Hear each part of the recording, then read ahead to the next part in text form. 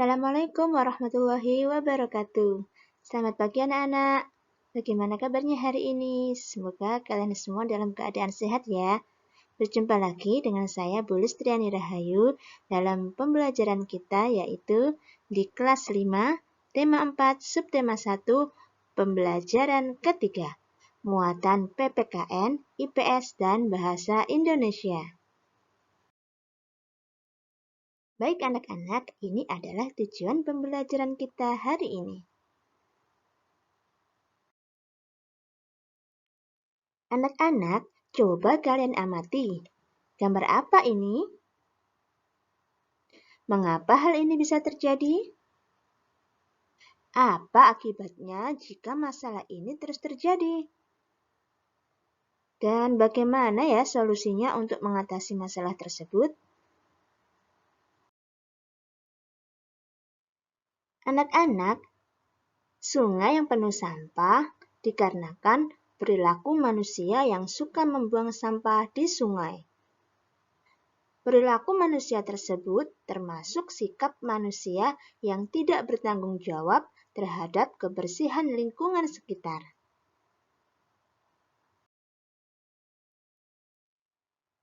Jika hal ini terus terjadi, maka akan berdampak seperti pada gambar ini. Yang pertama, lingkungan bisa saja kumuh karena penuh dengan sampah. Lingkungan jadi kotor dan bau.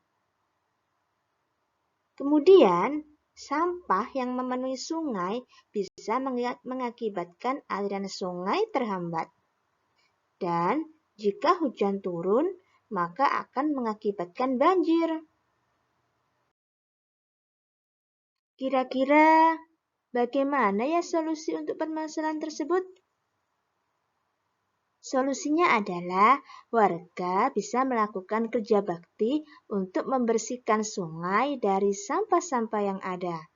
Kemudian, warga juga bisa mengadakan sosialisasi kepada warga masyarakat untuk sadar terhadap lingkungan, tidak membuang sampah di sungai yang nanti mengakibatkan warga sendiri yang rugi.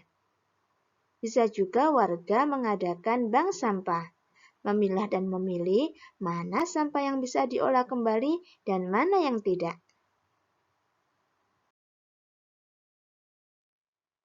Kerja bakti merupakan kewajiban sekaligus tanggung jawab setiap warga masyarakat. Sebagai warga masyarakat, kita juga berhak untuk hidup di lingkungan yang bersih dan sehat.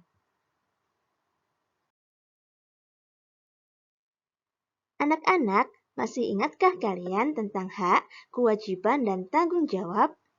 Ya, hak adalah segala sesuatu yang kita dapatkan sejak lahir. Kewajiban adalah segala sesuatu yang harus dilaksanakan dengan penuh tanggung jawab. Sedangkan tanggung jawab adalah sikap atau kesadaran seseorang dalam melaksanakan segala sesuatu yang menjadi kewajibannya. Jadi, antara hak, kewajiban, dan tanggung jawab saling beriringan dan terikat satu sama lain. Sekarang, coba ya kalian simak cerita berikut ini. Seorang anak selalu mendapatkan kasih sayang, perhatian, dan dipenuhi kebutuhannya oleh orang tuanya. Dengan demikian, anak telah mendapatkan haknya di lingkungan keluarga. Hak anak tersebut adalah mendapatkan kasih sayang.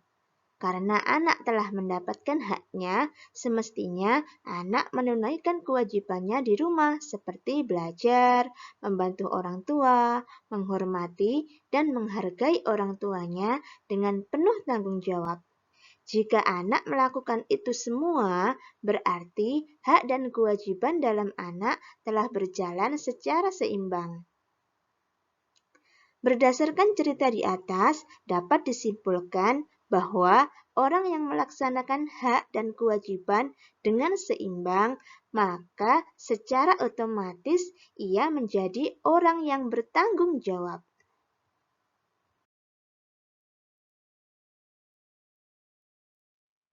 Anak-anak, Kerja bakti yang dilakukan merupakan bentuk tanggung jawab masyarakat untuk menjaga lingkungan.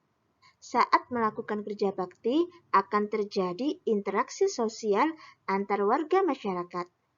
Manusia selalu berinteraksi dengan sesamanya. Tahukah kamu apa itu interaksi sosial? Interaksi sosial adalah hubungan timbal balik antara dua orang atau lebih yang saling memengaruhi. Anak-anak, bentuk atau jenis interaksi sosial terbagi menjadi 3. Yang pertama, interaksi antar individu. Yang kedua, interaksi individu dengan kelompok. Yang ketiga, interaksi antar kelompok. Interaksi antar individu merupakan interaksi antara dua orang. Interaksi individu dengan kelompok yaitu interaksi antara seseorang dengan kelompok. Interaksi antar kelompok merupakan interaksi antara dua kelompok. Interaksi antar individu misalnya seorang ibu yang sedang berbincang-bincang dengan anaknya. Interaksi individu dengan kelompok, misalnya seorang guru yang sedang menerangkan pelajaran di depan murid-muridnya di dalam kelas. Sedangkan interaksi antar kelompok, misalnya dua tim sepak bola yang sedang bertanding. Dengan berinteraksi, manusia dapat memenuhi kebutuhan hidupnya. Misalnya saja, interaksi seseorang di pasar. Penjual dan pembeli saling berinteraksi untuk memenuhi kebutuhan hidupnya. Anak-anak, berdasarkan dampaknya, interaksi sosial terbagi menjadi 2. Yang pertama, interaksi yang mengarah pada persatuan, dan yang kedua, interaksi yang mengarah pada perpecahan. Interaksi yang mengarah pada persatuan misalnya kerja bakti, gotong royong, dan lain sebagainya. Sedangkan interaksi yang mengarah pada perpecahan misalnya tawuran, saling mengejek teman, saling berkelahi.